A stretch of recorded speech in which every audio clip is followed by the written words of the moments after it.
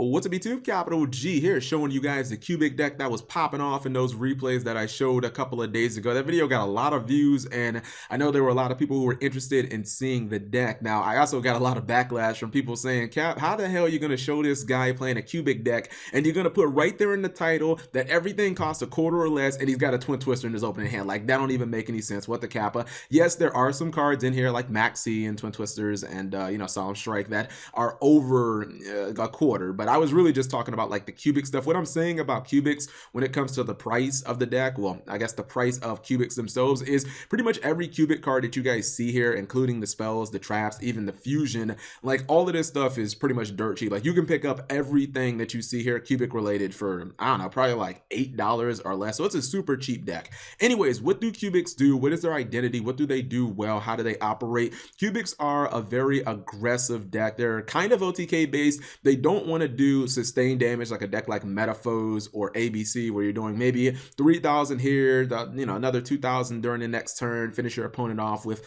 another big 4,000 push. Like, cubics want to do all of their damage in one consolidated battle phase. Usually it's done with one monster as well, which is kind of cool. Battle traps can be the death of this deck, but as long as battle traps aren't that popular, it's like really a decent time to play cubics. So if you're playing against decks that don't run a lot of back row, that's pretty much like playing into the bread and butter of cubics. Now, your best opening play, the card that you generally want to normal summon like first turn, if you don't normal summon Duja, then you're probably going to summon it from Summoner Monk. The whole reason that like Summoner Monk is really in here, well, outside of like the rank 4 plays, is for the most part to make sure you get Duja very early. This card is a foolish burial for all cubic cards, not just the monsters, but for the spells and traps as well. And it's cool because if you send something like Cubic Karma to the graveyard, you can banish it during that same turn and you search for any cubic monster. So this guy is not just an Armageddon Knight, but if you use Karma, it's kind of like an Armageddon Knight plus a Rhoda in one card. You thin your deck out and then you search another card, so it's like thinning your deck for 2 cards. And he has a second effect that almost nobody knows about because, well, no one knows what the fuck this deck does anyways, but his second effect is while this card is face up on the field, and it works during both players' turns. It's a quick effect. If a card is sent to your graveyard, this guy gains 200 attack for each differently named monster in your graveyard. And it's cool because it works with things like Maxi. So like, you might Maxi your opponent, right? Like early in their turn, and they special summon once, and they're like, all right, I'm not gonna stop. I'm gonna attack this guy. He only has 1,600 attack, and then you're like, oh, battle phase, activate his effect. Maxi was sent to my graveyard while this guy was face up. It's gonna gain 200 attack. And little things like that your opponent just won't see coming. You can obviously use this effect if you foolish burial a monster as well. And even though this deck doesn't really have that many defensive cards, like, it has just barely enough defense just to kind of get by for a couple of turns until you get your OTK set up. Like this card right here, Vijam, the Cubic Spawn. This is a card that it's kind of like a stall card for the most part.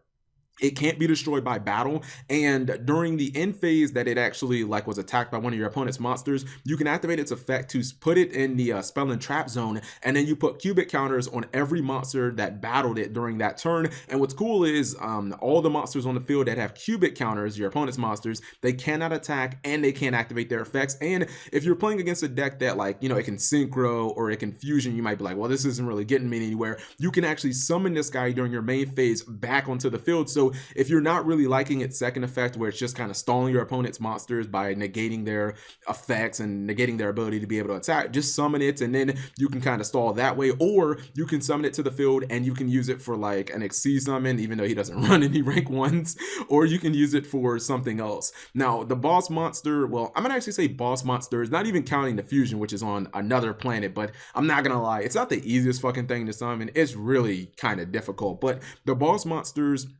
obviously Nova, a card that I'm absolutely in love with. And then even though this card has 0 attack, Buster, it doesn't look like a boss monster, right? You're like, oh, come on, Cap. It's level 4, it has 0 attack and defense. How the hell is it a boss monster? Actually, this guy can be summoned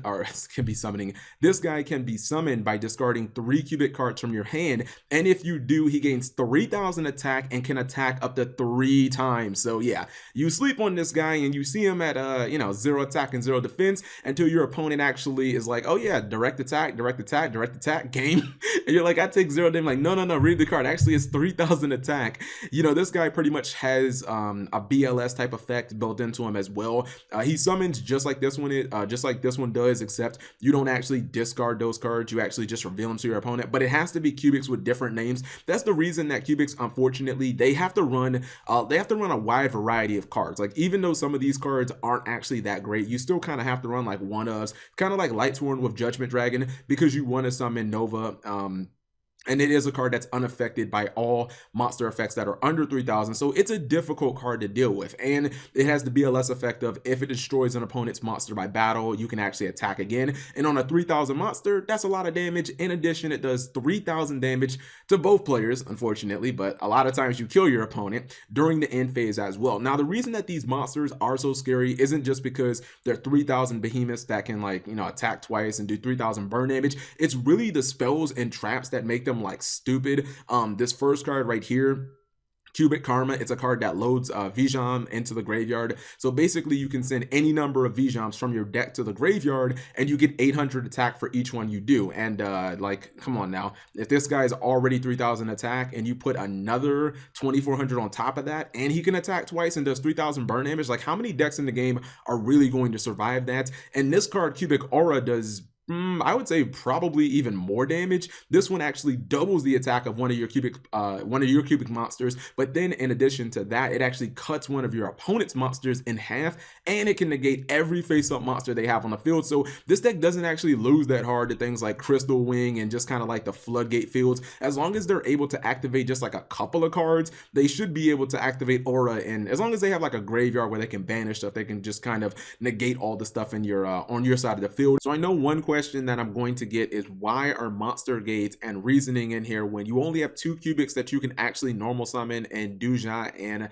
Vijam? Like all the rest of the cubics, they have to be like special summon through their effects and whatnot. So people are like, oh, well, if you only have level 2s and level 4s in this deck, like Summoner Monk and Maxi, that you can Reasoning, then your opponent's gonna call either 2 or 4. So like, what's really the point? You wouldn't want to get like a Maxi off. Okay, here's, I think, the thought process behind Reasoning. Number one, if you get a bunch of cubics in the graveyard, obviously that racks up cubics that you can banish for Aura to negate your opponent's side of the field, or at least their monsters. Number two, if you drop like a Vijam in the graveyard, or if you drop a Nova, it's not that big of a deal because you can bring them back with Reoccurring Nightmare. And number three, it actually gets cards like Karma and Unification in the graveyard. So obviously you can banish the Karma immediately, you can basically just Rota for whatever you need, and you can have your combination locked and loaded for your opponent's turn if you happen to need to, like, you know, play defensive for a turn. So I think the good kind of outweighs the bad. It's not like the perfect deck to run Reasoning in. I mean, it's not like Diamond Dude Turbo or Infernoids or anything like that, but it does actually have some strategies.